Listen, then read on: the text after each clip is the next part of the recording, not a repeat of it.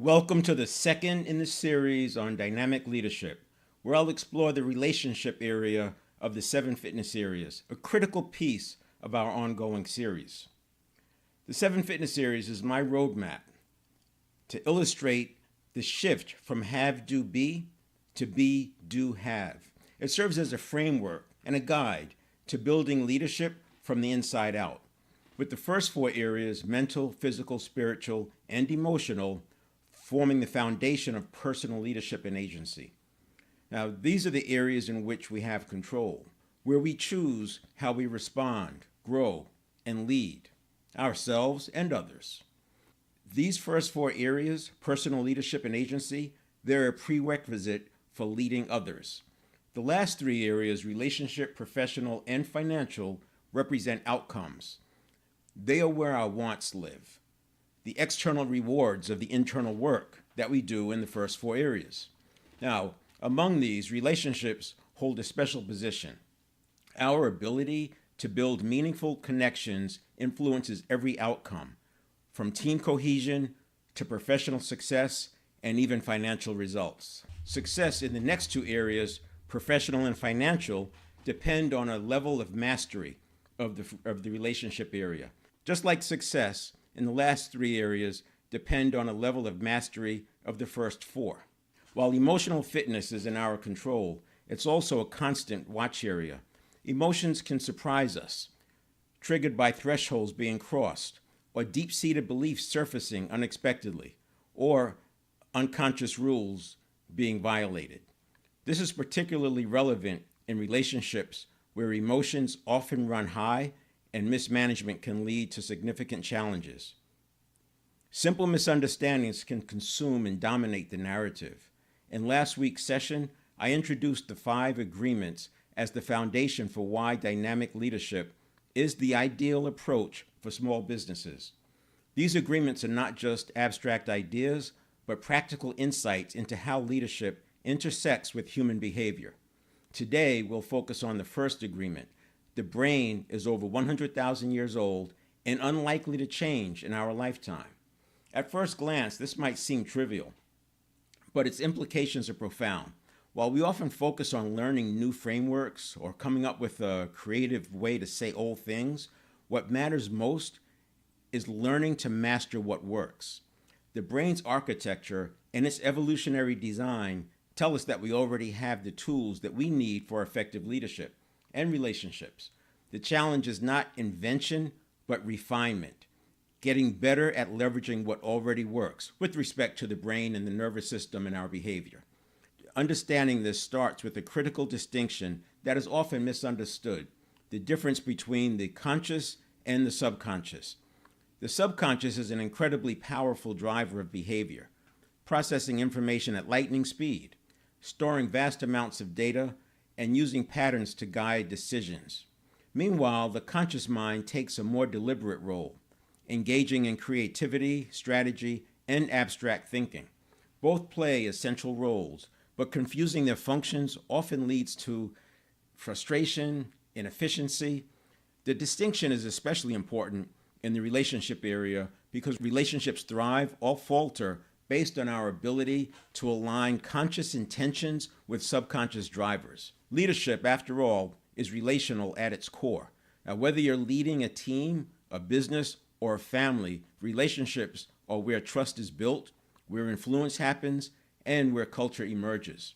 Now, this is precisely why dynamic leadership is the ideal leadership style for small businesses focused on growing and scaling. Small businesses operate in environments marked by volatility, uncertainty, complexity, and ambiguity, often referred to as VUCA, where the need for flexibility, adaptability, and clarity is ever present. Dynamic leadership is designed to meet these demands by balancing structure and agility, leveraging the principles of what already works in human behavior to create sustainable results. This gets to intrinsic motivation, which is one of the core tenets of dynamic leadership. Dynamic leadership integrates the conscious and subconscious elements of leadership. By understanding the subconscious drivers of behavior, leaders can create environments where their teams thrive naturally, building trust, fostering intrinsic motivation, and aligning actions with shared goals. Simultaneously, the conscious elements of dynamic leadership provide a framework for strategy, vision, and operational excellence, ensuring that the organization remains focused and forward thinking. For small businesses, this approach is a game changer. Rather than reinventing the wheel or relying on overly complex strategies, dynamic leadership emphasizes mastery of proven principles. It provides the tools to build resilient cultures, navigate change effectively, and align team dynamics with the organization's mission. Leaders who embrace this style learn how to make the most of their team's potential by aligning their leadership behaviors with what truly works, turning relationships into powerful catalysts for growth. And that's essential when it comes to scaling. Today's focus on the brain, being over 100,000 years old, connects directly to this. By understanding the brain's inherent capabilities and limitations and how they influence relationships and decision making, we gain a clearer path to leading effectively in small business environments. Leadership is not about forcing change, but about facilitating it by aligning with the natural principles of human behavior and creating environments where everyone can excel. Today, I'll unpack what it means to owners and leaders that the brain is over 100,000 years old and why this matters in building effective leadership processes in your organization. I'll start with the difference between the conscious mind and the subconscious. This is a major distinction that people often get wrong, but with a little understanding can begin to see major breakthroughs. I'll begin by looking at what the mind does versus what the brain does. I want to start with the 7 fitness areas roadmap and framework. I mentioned this a little bit in the introduction. So this is the framework that I use to help coaches and leaders self-coach themselves and also have a roadmap in terms of change. I mean, think about it. If we all had a reset button that we could push and design the life that we intend to design, that we intend to live, and with that reset, automatically have the behaviors that are necessary for that outcome, we'd all love to have that reset button and push it. This roadmap is what I came up with to provide that same outcome. Now, you can see the mental, physical, spiritual, those are on the left side, and then emotional is in the middle. So the left side is clearly what's in our control. The emotional is to a degree in our control, and I talk about emotional modulation. It's not regulation or control, it's modulation, because we don't want to suppress the positive, energizing emotions, but we want to limit what the negative emotions can do, and that gets into emotional modulation. It's out of scope here, but I have it in the middle because it's the one area that, while it's in our control, it's also the one that's easily hijacked. We don't know who's going to come to the table and what they're bringing with them, and simple misunderstandings can turn into major problems. Emotional area, I talk about it here, but it's also going to come up in the relationship, professional, and financial areas because that's where we are involved with other people. We don't really know what deep-seated beliefs and rules that we have that someone can violate, and that violation could be a misunderstanding. It may not even be accurate, and we've all probably experienced that where we misunderstood something or someone. It caused a response by us. That response caused another response, and before you know it, things are off the rails. So emotional is an important area. Again, it's out of scope. I will get into it later on, but I want to get through the first agreement because I want to make the case that dynamic leadership is the best approach or leadership style for small businesses. And by small business, I'm referring to the traditional measure, less than 400 people.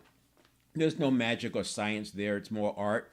But what happens is under 400 people, roughly, again, I mean, it changes because you have outsourcing and different ways of structuring your operating model to meet your business model. But generally speaking, once you cross 400, you get an exponential increase in revenue per employee. What does that mean?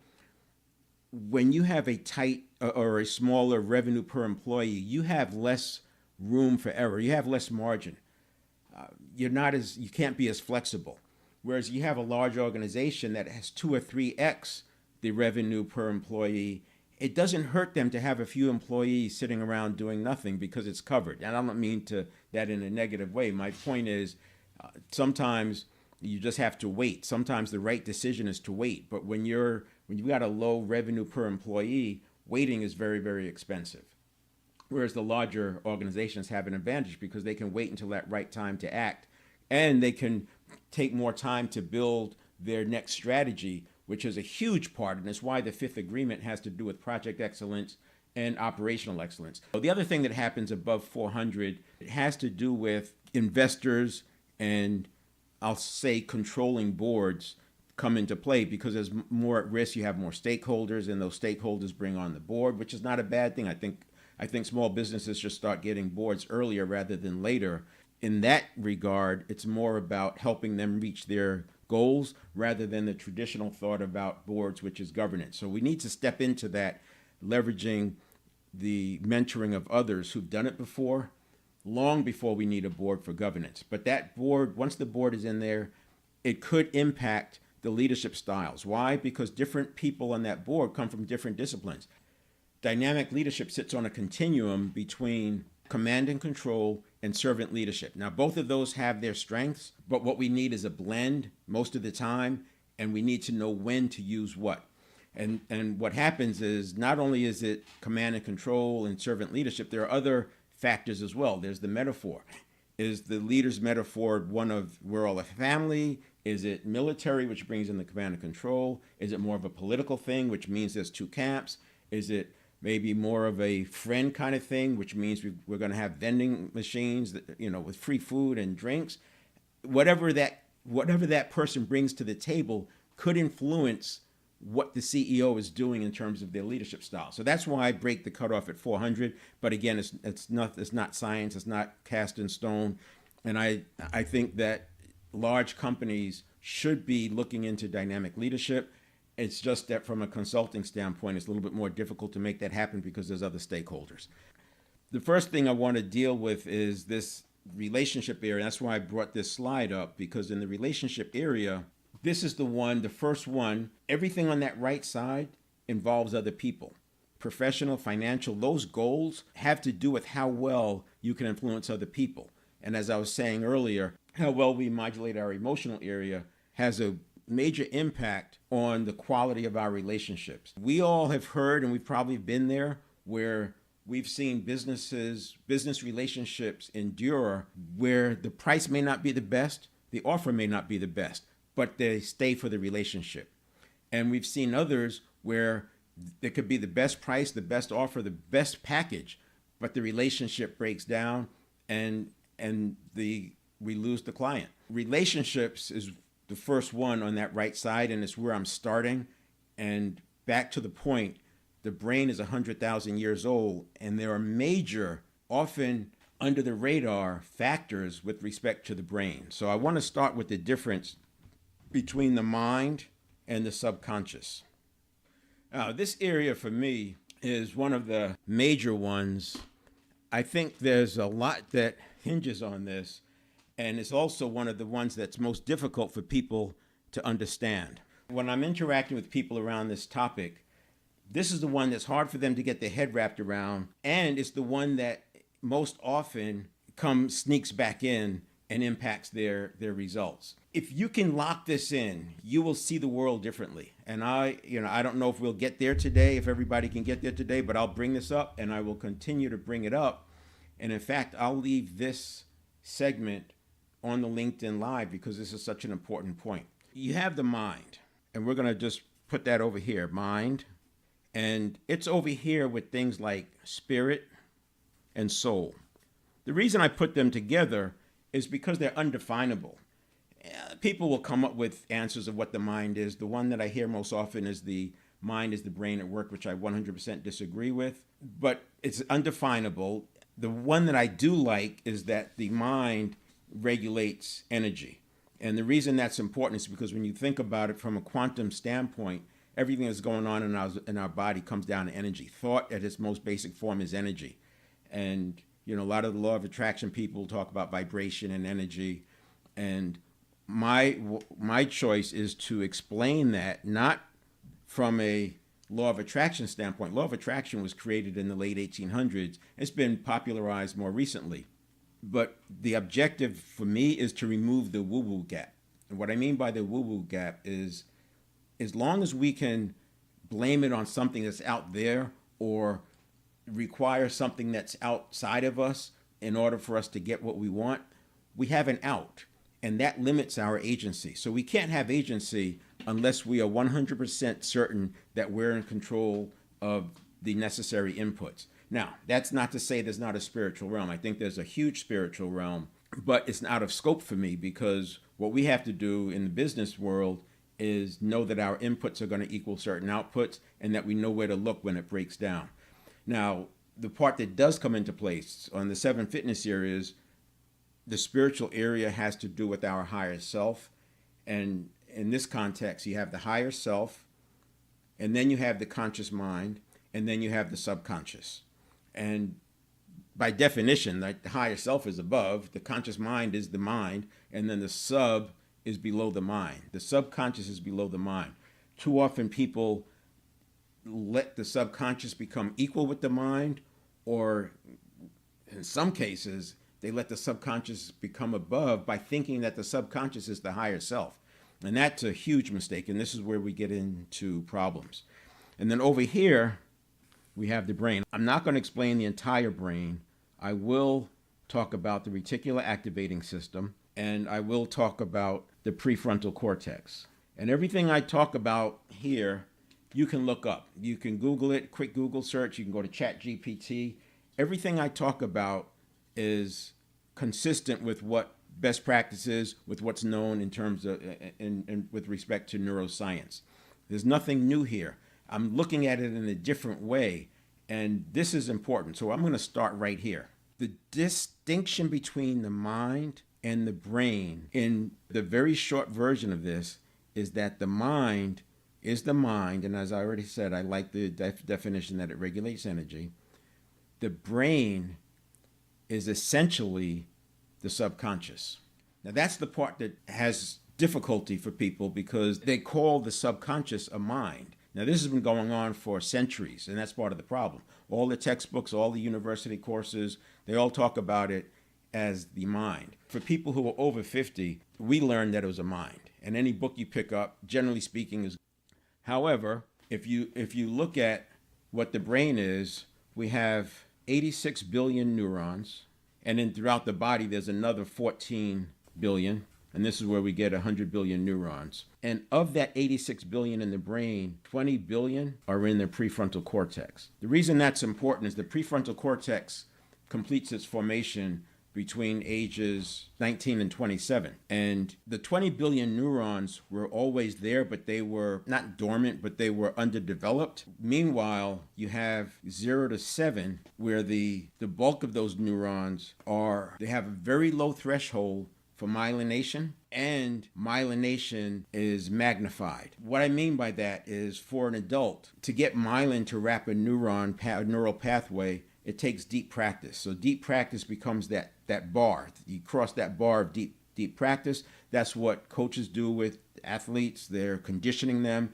If you look at drills are deep practice because you're doing it over and over, and it's a short part of it looking for perfection. And it's the idea of perfection that meets the standard for deep practice, which is struggling on the edge of ability.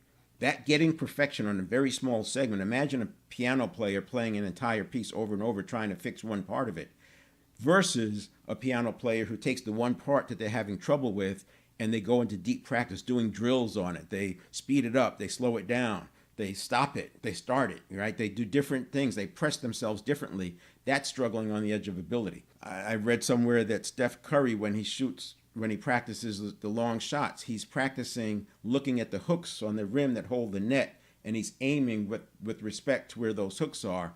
That's deep practice. He knows he can make the basket, but to make the basket in a certain relationship to one of the hooks, predetermined, that's deep practice. And what's missed is that if I told you that deep practice builds muscle memory, I would say 99% of the people I mentioned that to would agree. What they don't connect is that it's not muscle memory, it's nervous system memory. What we're doing, deep practice wraps neural pathways with myelin, and that myelin is what makes the neural pathway fire faster, stronger, and with more precision. So the same way nervous system memory works with athletics and muscle memory, it works with thinking and thought and feelings. because it can trigger emotions. What I want to focus on is that from 0 to 7, it's a low threshold and it's a magnification, meaning that it doesn't take much for myelin to wrap as though there was deep practice. This is why they say from 0 to 7, the majority of our conditioning is done. Kids walk around from 0 to 2 in theta state, and then from 3 to 7, roughly, in alpha state. So it's just a download. It makes sense if you think about it from a hunter-gatherer standpoint, because the child is learning from 0 to 7 how to get along in the tribe, what to do with hunting and gathering, because by 8, they will probably be out there hunting and gathering. It even worked in our agricultural environment, which wasn't that long ago. But today, with the amount of volatility, uncertainty, complexity, and ambiguity, it doesn't work. The world that existed when I was 0 to 7 is so different than the world that existed today. There were no fax machines, there were no cell phones, there was no email, there weren't even cordless phones. That's why I talked about the reset button. We have to be able to reset our conditioning. That's why it's important that we accept that the brain is 100,000 years old and we stop looking for new ways to figure it out, and we start drilling deep on what works. And I encourage you to work it out for yourself. You could research any of these points I'm bringing up and reading it, review it, and then formulate your own point of view around it so it's in your words. This is not going to change. This 0 to 7, the 20 billion neurons, the 86 billion neurons, what you will find is that there's this other thing called mirror neurons. And the mirror neurons is how we have empathy with other people. Mirror neurons were first discovered around in the 1980s. The documentation began, scientific documentation began around the early 90s in the context of a 100,000-year-old brain. And parts of the brain are 1,000,000 years old. I get that, but I talk about it as over 100,000 because it encompasses the million-year-old parts. Knowing about mirror neurons for the last 40 years is still in its infancy. There's still so much learning about it, but it's essentially where we have empathy. It's why when a person yawns, we might yawn. It's why the parts of the brain light up. If I watch somebody raise their hand and do a certain motion, the same parts of my brain light up that lit up in their brain. So in other words, their brain lights up to do this motion. My brain, the areas of the brain, they light up too by seeing the motion. This is why they have this research and studies. They do a lot with athletics because athletics is easy to measure. But when you step back and remember that it's not muscle memory, it's nervous system memory, it reminds us of what I'm talking about here. Took these groups of athletes in military school, they would introduce different people into the group. The overall fitness of the group, if you take the average overall fitness of the group and you introduced someone who was less fit than the group, it actually dragged the average fitness of the entire group down beyond what the number would. Obviously, if you introduce a lower number into an average, it's going to bring it down. But no, it lowered everyone's fitness just by introducing a less fit person. It did not have the same effect on the opposite end. So when you introduce a new person who has higher fitness, it doesn't necessarily drag them up. I don't have the scientific explanation for that, but I would just look at it as entropy. We all know that you can't just put your lawn in place and leave it. There's going to be weeds, and so it's easier, obviously, for things to drop down with neglect. They're not going to just improve with neglect. But the bigger point is when you think about culture in your organization, that's in play, right? Because as you introduce people into your organization, as you introduce concepts into your organization, you are impacting the culture. This is a very, very important point, and it gets to leadership. I've seen leaders, I've heard them say that you can't impact culture. The thing, culture eats strategy for lunch, and then so they spend, millions of dollars on consulting, but then there's people in the organization who believes that culture eats strategy for lunch, and you can't change culture. I agree that culture is very difficult to change. I don't agree that you can't define what the culture is going to be and do that with intention. And I also disagree that you can't change it. It's just hard to change. But I'm talking to small business owners, and it would be a mistake for a small business owner to start their journey thinking that they can't impact the culture. That would be a mistake, because you can. Not only can you impact it, you can define what it is intentionally. And just by who you select and deselect, you're constantly reinforcing what you believe the culture should be. As you can see on this slide, there's quite a bit of differences between the mind and the brain. Once you start seeing the the world through this lens, it makes it easier for you to see it. The mind is so much slower than the brain, and this is one of the ways that you can tell the difference is with fast and slow thinking. If it's fast thinking, it's probably coming from the brain and the subconscious. If it's slower thinking, it's probably coming from the mind, and that's because the brain and subconscious is not really thinking; it's just impulses going through the neural pathways, and with myelin, it gets faster and faster.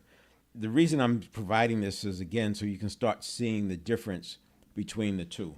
A few points. The mind, it creates and innovates. It can design in the field of infinite possibilities and imagine new solutions, whereas the brain processes information rapidly.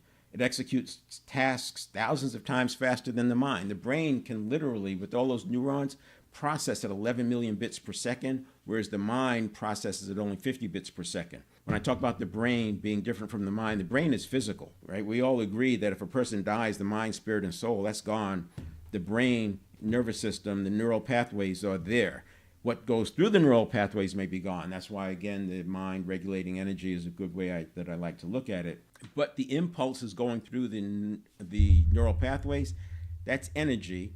And guess what? Thought in its most basic form is also energy. So it makes sense that people would think that the subconscious is a mind because it feels like thought. But once you can tell the difference, there's ways to discern when a impulse is coming from the subconscious versus when a thought is coming from the mind. And there's different things you can do with questions. And part of this work is about figuring out how to discern when it's coming from the mind, which is a thought, versus when it's coming from the subconscious, which is an impulse. Now that's important because the mind can relate the normally unrelated, right? I said the mind can create in the field of possibilities.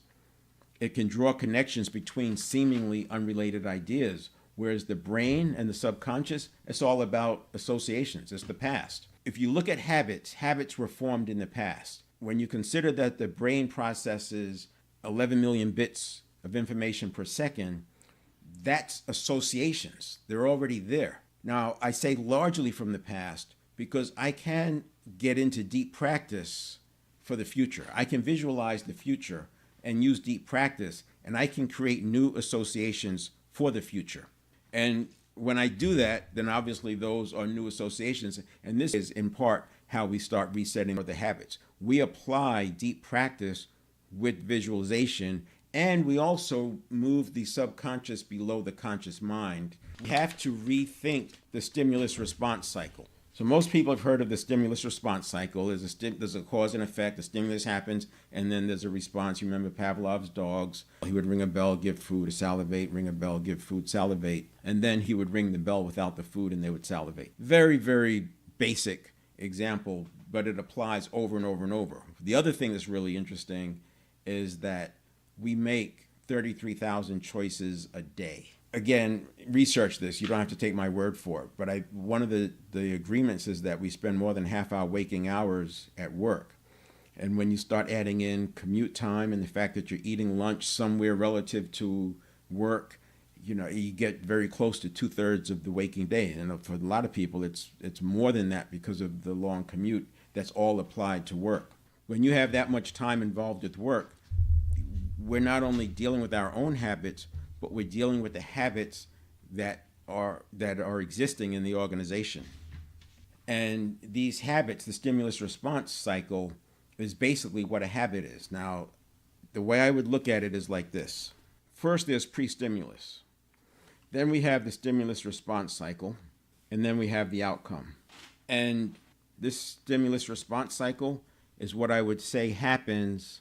These are the choices that we're making. When they say we make 33,000 choices, and it might say 33,000 decisions a day, and by the way, there's about 65,000 seconds that we're awake in a day. So if we're awake 65,000 seconds and we're making 33,000 choices, you can see every 2 seconds, we're making a new choice. This gets to the powerful present moment. So how many powerful present moments do we have?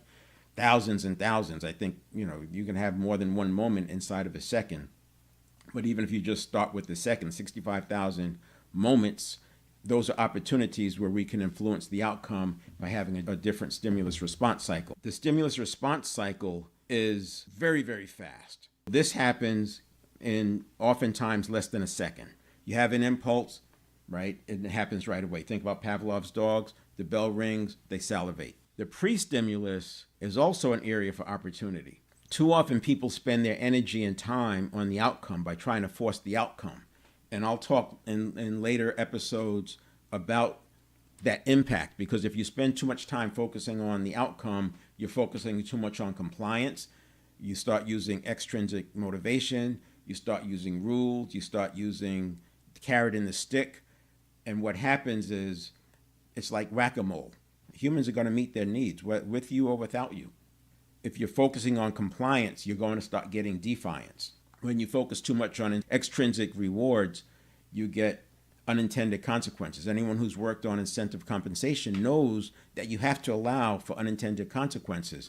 And if you try to work the unintended consequences out of the system with complexity, then you lose the benefit of the incentive. So you learn to just accept that there's going to be unintended consequences, and you just keep tweaking it.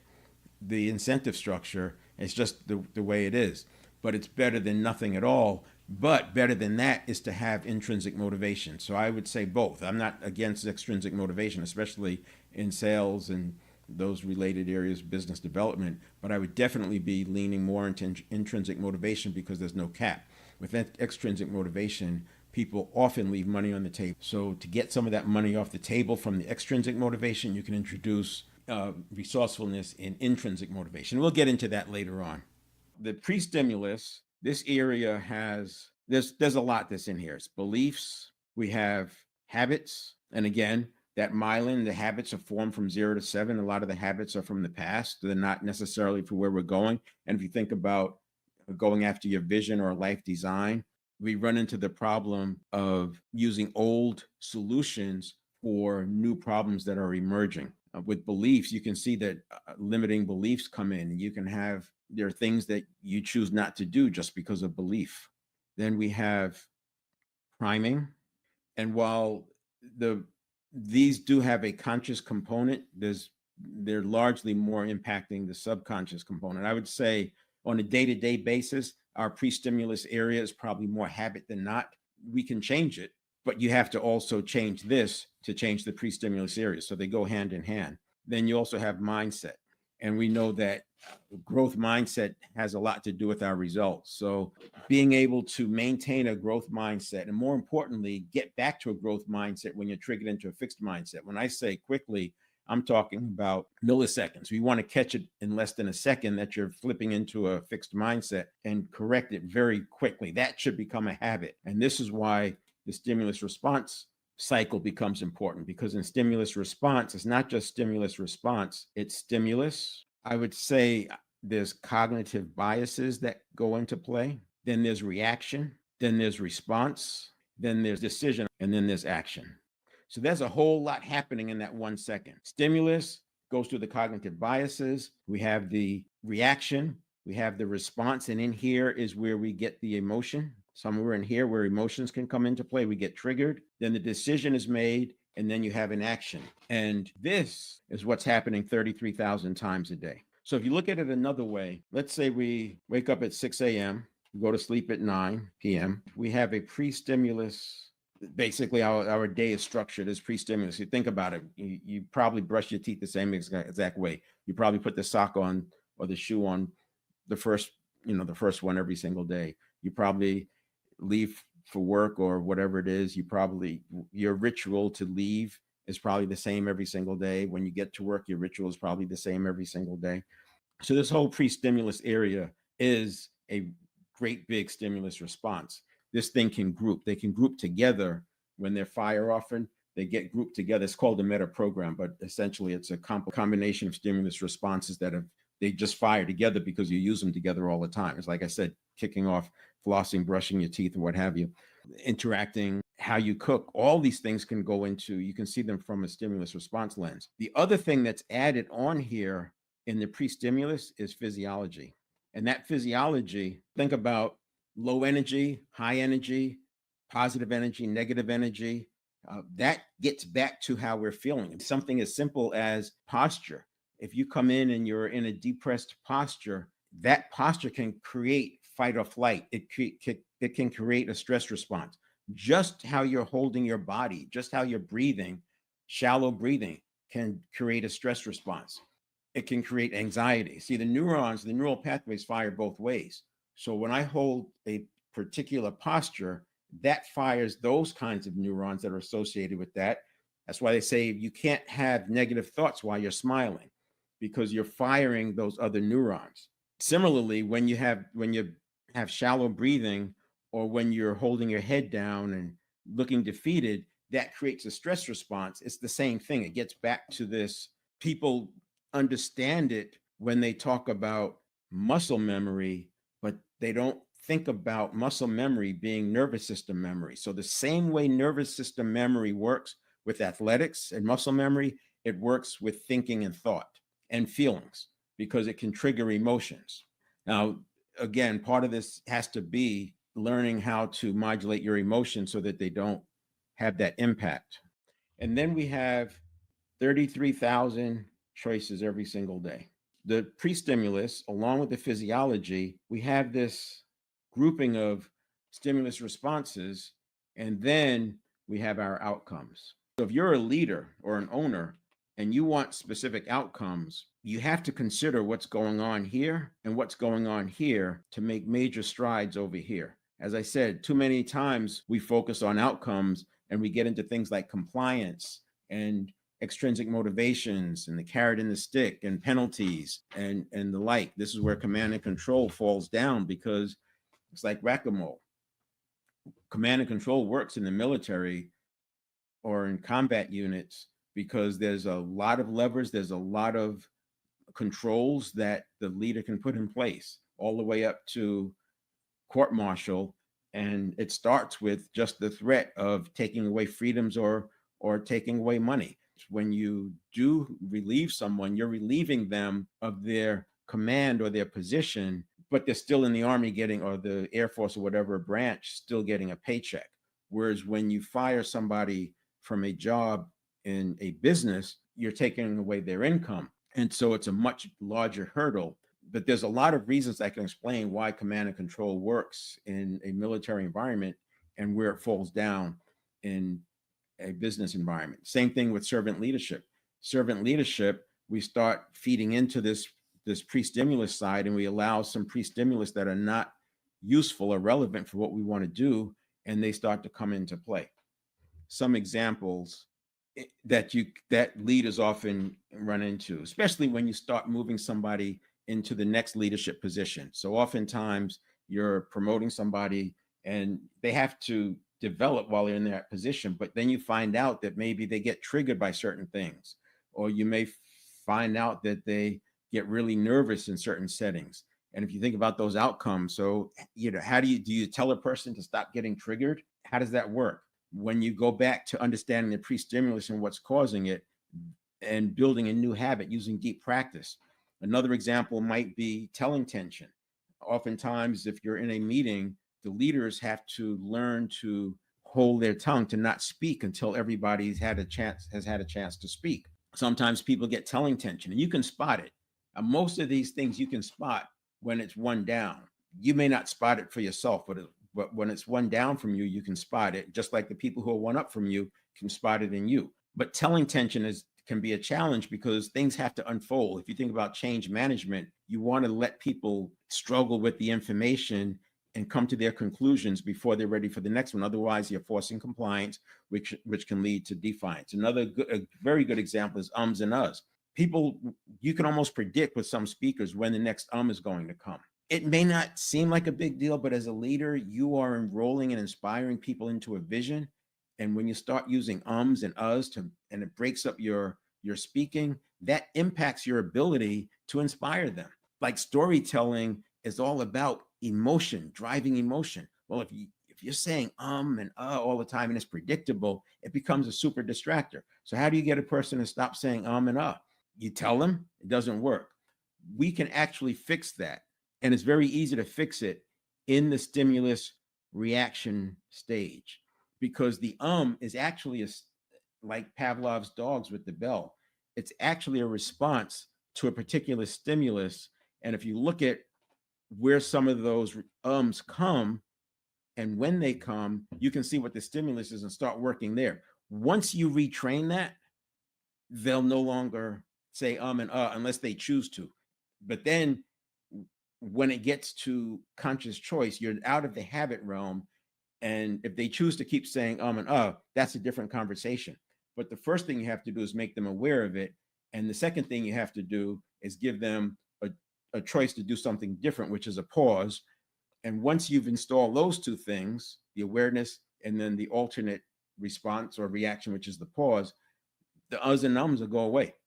Again, an example as to where people focus on outcomes. Look at how many speakers, professional speakers are out there, politicians, etc., and they're still saying ums and uhs. They've been in the position for years. It literally can fix it in 20 minutes, and you'll start to see improvement right away. Another one was lashing out. Sometimes people, there's a misunderstanding, and kind of goes with triggering, and people lash out. If their pet project is attacked, they lash out.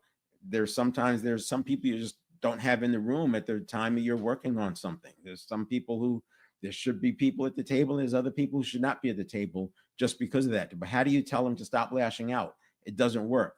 But when you work on it from the pre-stimulus, you work in that area, the beliefs, habits, the priming, the mindset. Physiology might feel a little awkward to talk about that in the business environment, but this is where you have to start. And this is why coaching comes into play. But then you can move the stimulus and response. Remember, this is an all-day thing over here, pre-stimulus. The stimulus response is happening 33,000 times a day, and it's constant. So this is where the work happens. You can't stop the stimulus coming in, but what you can do is change your reaction and your response. And a lot of it comes down to putting in a pause. But because this is all happening in less than a second, you got 750 milliseconds that are going on here. We're talking about pauses of a quarter of a second can have a dramatic impact on results. On the other side of lashing out, we might have shrinking from adversity. Sometimes you have leaders who don't step up. They abdicate their responsibility to lead. There's some reason, there's something that causes that to happen. And we need to get into that. Nice to get into it before they're promoted into the position. But some of these things you're not going to find out until they're facing it. So you have to have a way of getting there. And this is why dynamic leadership is important, because you have to be able to see it through the lens of the mind versus the subconscious, which is also the brain. And once you can see it that way, you can start to see pathways that are other than just telling the people over and over and over. And then another big one is fear. So many of our things that we don't want to do come down to fear. While saying that, there's also this thing called I don't want power. And I talk about the prefrontal cortex and the 20 billion neurons. In the prefrontal cortex is self-control mechanisms, and the self-control mechanisms can create the I don't want. So a person may have a rule that says that they're not going to do X, Y, and Z. You're asking them to do something, and that something you're asking them to do has elements of X, Y, and Z, and they just have internal conflict. They can't get there. And that's the I don't want power. An example I've used in the past is somebody may have had an experience, maybe their parent had a bad experience with the salesperson, and they rant and rave about how they don't like salespeople. The kid is 0 to 7 years old. He gets locked in, myelinated neurons, it fires. They're 30 years old. They're thinking about selling, or you're asking them to make sales calls. And this rises up as an I don't want because they remember the experience. They don't remember, but the association from 5 years old, and that becomes an I don't want. That's the self-control mechanism. Self-control is a good thing in the prefrontal cortex, but it can come in as an I don't want. And we have to be able to listen for that and understand when you're dealing with an I don't want power. And the solution is not just telling them. And that's the big part of this page here. It's you have to know when to use. There's times where you just need to listen and let people work things out, and then have some grace, because you're not just telling them to put the widget here instead of over here. You're actually dealing with beliefs and habits and priming and mindset, and then their whole stimulus response cycle, which is very quick. You want to see things differently. This is why agency and personal leadership is so important when it comes to dynamic leadership, because we have to be able to manage ourselves.